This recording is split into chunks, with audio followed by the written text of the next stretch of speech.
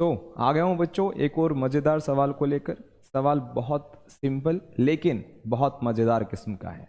अगर आपकी तैयारी केमिकल काइनेटिक्स के ऊपर बहुत बढ़िया चल रही है तो अब अपने आप को परख सकते हैं इस सवाल को करके। करना बस इतना है कि वीडियो को पॉज करना है और इसको खुद सोल्व करना है। नहीं होने पर आप वीडियो रिज्यूम कर सकते हैं, सॉल्यूशन तो मैं करवा ही रहा हूं।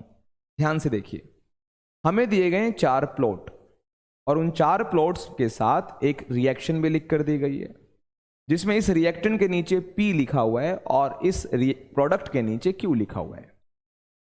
सवाल में कहा हुआ है कि कौन सा प्लॉट ठीक है या कौन से प्लॉट्स ठीक हैं। मतलब एक भी आंसर हो सकता है, 2 भी हो सकते हैं, 3 भी हो सकते हैं, 4 भी हो सकते हैं। P नोड जो एक सिंबल है आपको कहीं दिख रहा होगा इसमें P नोड, वो एक इनिशियल कंसंट्रेशन है, ऐसा आपको मान के चलना है। सवाल देखो बेटा, बहुत सिंपल है, जेई एडवांस्ड में आया हुआ सवाल है और इंटरेस्टिंग सवाल है, ट्राई करके देखेंगे। चलो ओके, तो हमें दी हुई है बच्चों ये रिएक्शन। तो ये क्या, ये रिएक्शन आपने कहीं देखी हुई है कि हमारे पास एक टर्सरी हैलो अल्कीन है, उसके अंदर मैं OH माइनस डाल रहा हूं और वो OH माइनस Br को सब्स्टिट्यूट कर रहा है। तो सीधी सी बात है बच्चों, सीधी सी बात है यार, ये जो सवाल है, जो इसमें रिएक्शन है वो SN1 है। और आप सबको पता है जो SN1 होता है वो फर्स्ट ऑर्डर रिएक्शन का होता है। SN1 जो है बच्चों वो फर्स्ट ऑर्डर रिएक्शन है, आप सभी जानते हैं। और अगर ये फर्स्ट ऑर्डर है, अगर ये सवाल फर्स्ट ऑर्डर का है तो ऑप्शन ए तो सही है। कैसे है देखो, फर्स्ट ऑर्डर में बच्चों जो हाफ लाइफ होती है, क्योंकि ऑप्शन ए में हाफ लाइफ की बात की हुई है, उसका फॉर्मूला होता है 0.693/K। इसका मतलब होता है दैट इज जो हाफ लाइफ होता है वो इंडिपेंडेंट होता है। किसका, किस पे इंडिपेंडेंट होता है? कंसंट्रेशन पर। यानी जो हाफ लाइफ पीरियड होता है फर्स्ट ऑर्डर का वो रिएक्टेंट के इनिशियल कंसंट्रेशन पर डिपेंड ही नहीं करता है। इसका मतलब ये वाला जो ग्राफ है वो बिल्कुल सही है, जिसमें कंसंट्रेशन को आप कितना ही बढ़ा लीजिए लेकिन हाफ लाइफ पीरियड पे कोई फर्क नहीं पड़ेगा। तो हमारा जो ए ऑप्शन है वो तो ठीक है। रही बात अगले ऑप्शन की, बी ऑप्शन की, तो बी ऑप्शन में रेट और कंसंट्रेशन के साथ एक प्लॉट दिया हुआ है और आपको साफ दिखाई दे रहा होगा कि ये वाला गलत है। कैसे? क्योंकि अगर ये फर्स्ट ऑर्डर है तो जो रेट है वो होगा K, यानी रेट कांस्टेंट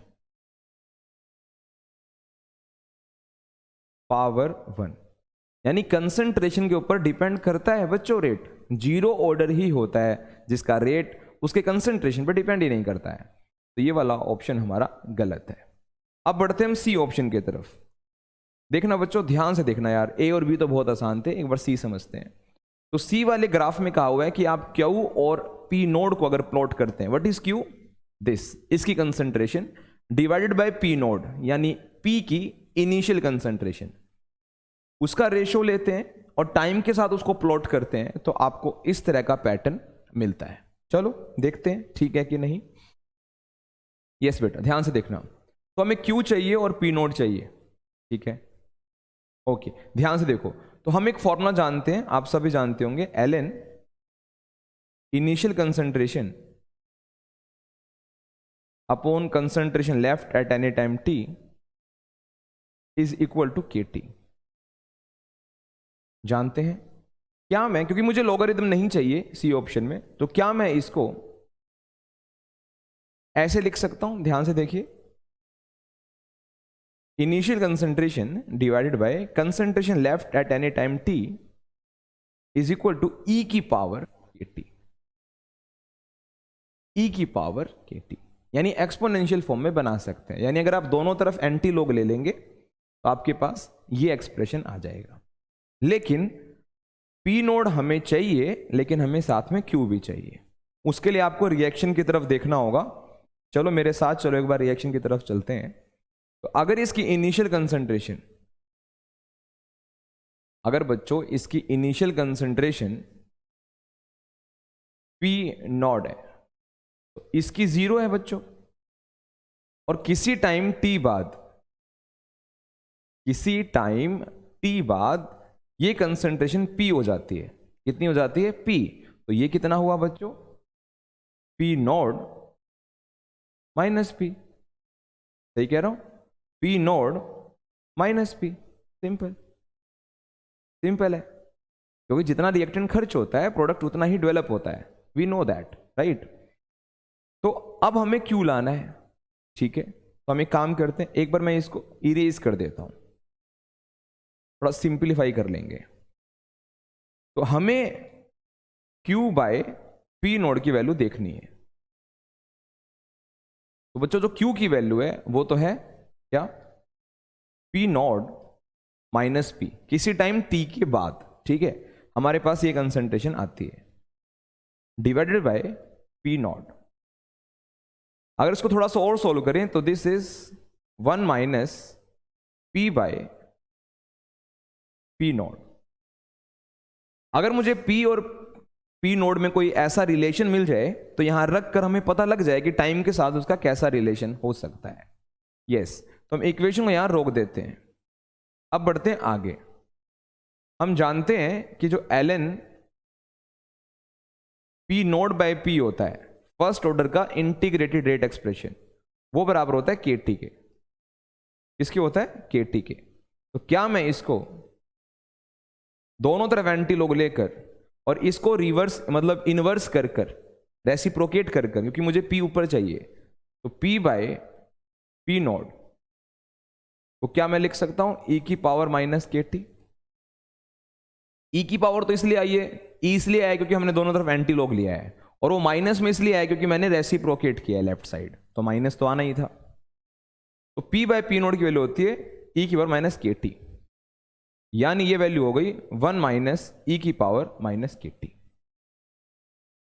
समझ में आया कि नहीं? फर्स्ट इक्वेशन में वैल्यू रख के देखो, तो Q बाय P नोड और T में ये रिलेशन है, ये किसके बराबर है बच्चों? Q by P node.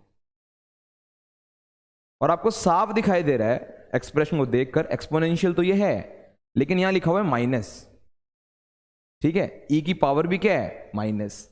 ये पैटर्न तो नहीं बनेगा, पैटर्न तो ये वाला गलत है। कौन सा पैटर्न ठीक है? ये वाला पैटर्न ठीक है। अगर ये ऐसे बना होता तो ठीक होता। डी ऑप्शन देख लो, अब मेरे हिसाब से आपको सी ऑप्शन समझ में आ गया होगा, तो हमारा सी भी गलत दिया हुआ है। हाँ, अगर पैटर्न ऐसे दिया होता तो वो ठीक था, ठीक है? चलो डी की तरफ बढ़ते हैं बच्चों। डी ऑप्शन में कहा हुआ है ln P by P naught और टाइम के बीच में क्या रिलेशन होगा।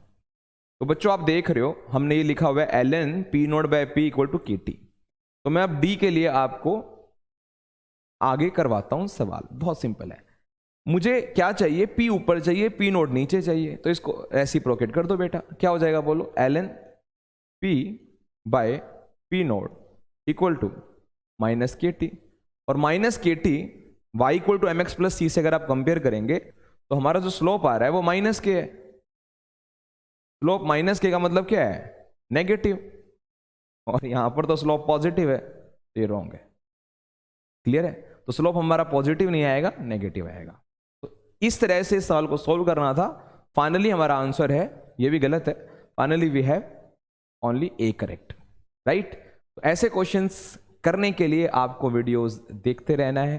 मैं वीडियोस रोज आपके लिए लाता रहूंगा, तब तक पढ़ते रहिए।